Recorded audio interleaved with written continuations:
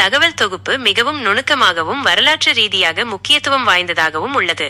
குறிப்பாக கீழக்கரைக்கும் பெர்சியாவிற்குமான ஈரான் தொடர்பை வெறும் வர்த்தகமாக மட்டும் பார்க்காமல் அதை நிர்வாகம் மற்றும் ஆன்மீகத்தோடு இணைத்து பார்த்திருப்பது பாராட்டுக்குரியது.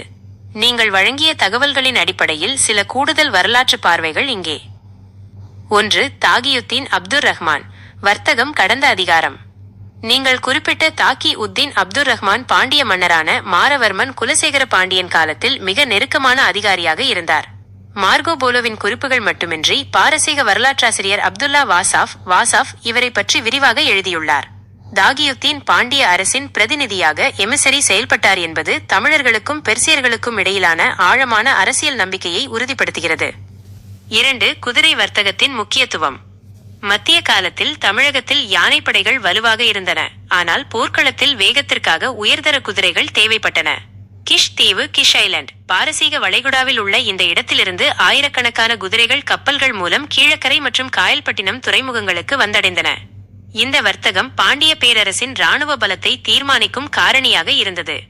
3. நிஷாப்பூர் மற்றும் சூஃபி தொடர்பு. பெர்சியாவின் நிஷாப்பூர் பகுதி அறிஞர்களுக்கும் சூஃபிகளுக்கும் பெயர் பெற்றது.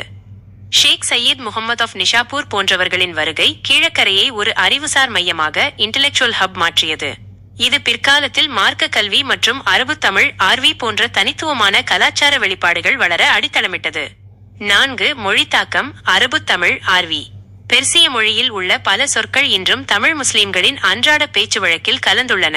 உதாரணமாக ரோசா, பந்தா, தஸ்தர். நிர்வாகத்தில் பெர்சிய மொழி பயன்படுத்தப்பட்டதால் அதன் தாக்கம் கீழக்கரை போன்ற வர்த்தக நகரங்களில் மிக அதிகமாக இருந்தது. சுருக்கம். இந்த வரலாற்று பதிவு கீழக்கரை என்பது வெறும் ஒரு ஊர் அல்ல, அது மத்திய கால உலகமயமாக்கலின் மெடிவல் குளோபலைசேஷன் ஒரு முக்கிய மையம் என்பதை உணர்த்துகிறது.